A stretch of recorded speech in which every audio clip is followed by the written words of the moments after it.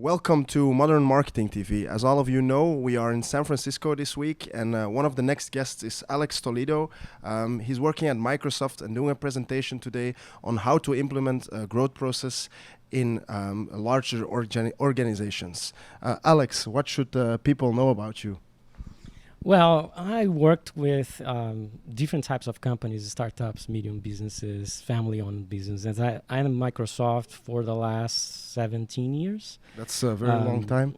And I have worked in different places inside Microsoft. I started in marketing, then business, and when doing advertising. Now I am inside engineering, driving program management, working with the developers, data science, and experimentation team to drive change inside the products. Okay. I think most people who attend the growth conference, they are pretty surprised to see that one of the speakers or the experts is working at Microsoft. How would you define growth hacking or growth for a company as Microsoft, of the size of Microsoft? Yeah, that's a good question. So we were founded like in 1975, right? And so we started with the challenge of making possible the interaction with the computer, and like the company grew a lot, like worldwide, and like 5 years ago we started. We were in a pretty good situation, but we had a problem of perspective in terms of just really, like, we were super successful, and we were not looking at the world in a different perspective. We were just counting with our own successes. So then Satya Nadella came on board, replacing Steve Ballmer, and we started changing our culture profoundly. And the main change was like changing the mission of the company first, by focusing on what difference could we make in people's lives. And then changing the culture to make that mission reality, changing the culture from a fixed mindset to a growth mindset. And what this means is being customer obsessed while working better together inside the company without silos.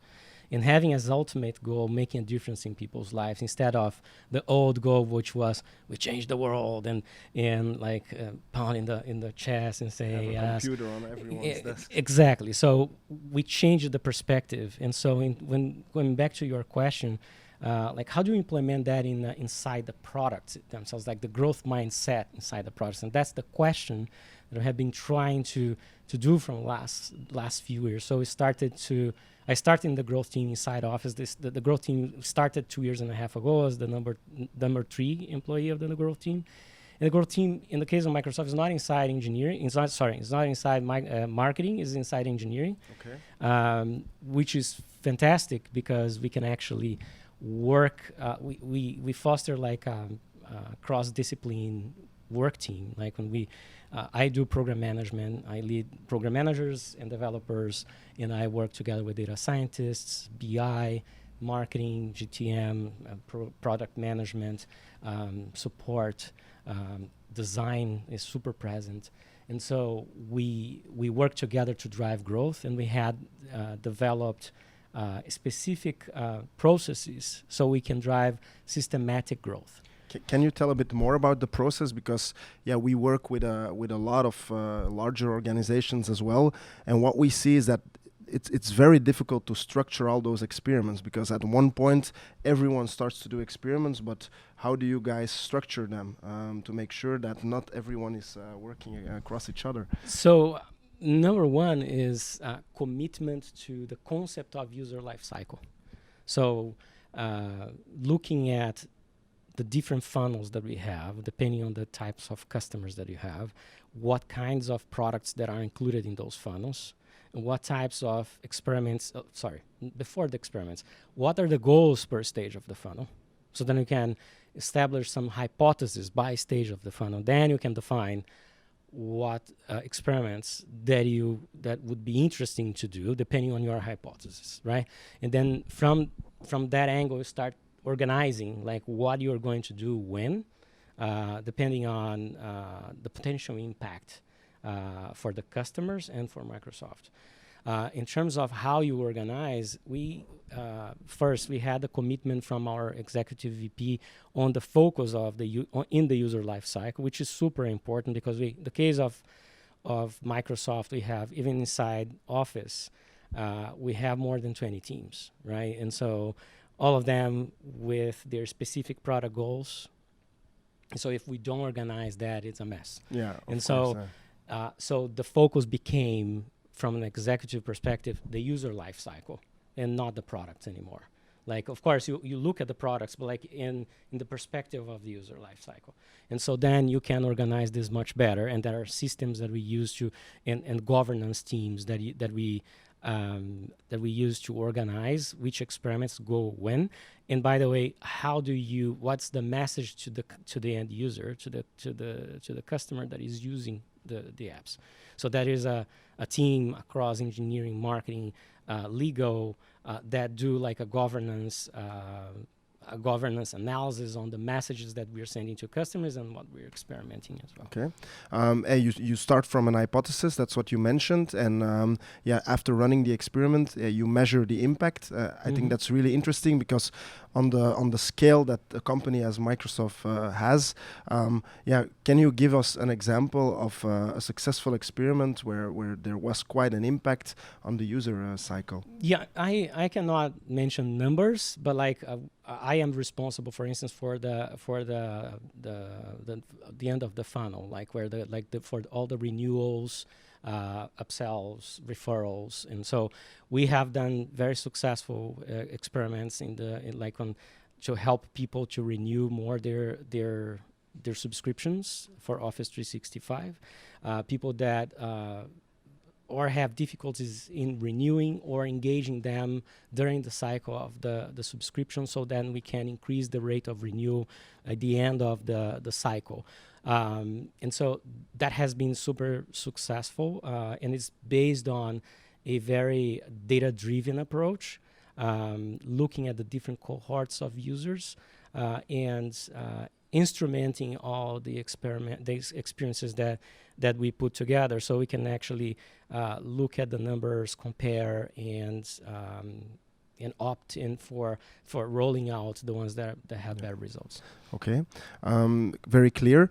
You mentioned you were the third employee of the growth team at Microsoft. I think that's super exciting to be at the foundation of something, like growth and changing the growth mindset in a large company as Microsoft.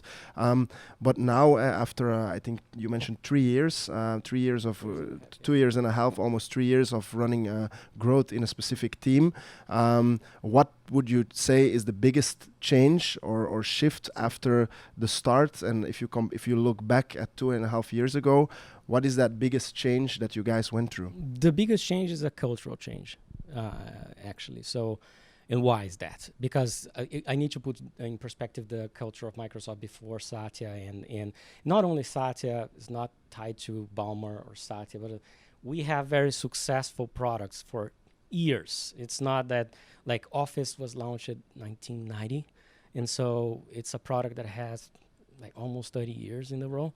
There are not that many. And when Satya came on board, it was already successful, right? Like, it was when Satya came on board in 2014, Ballmer had already launched the Office 365 version, that is the cloud version, that was 2011. So the thing is, but we already had a very successful product. If you compare with a nascent company that needs to have that success, like at any conditions, that it's a need of survival. But then you go to Microsoft, you already have a big business, and the main change was the initial change that I said in culture, and saying how can we impact better people's lives and transform that, and saying the customer obsession into how we make growth systematic inside traditional team like Office. Because imagine today we have in 2011 already had 1 billion people using the product. That's insane. Yeah.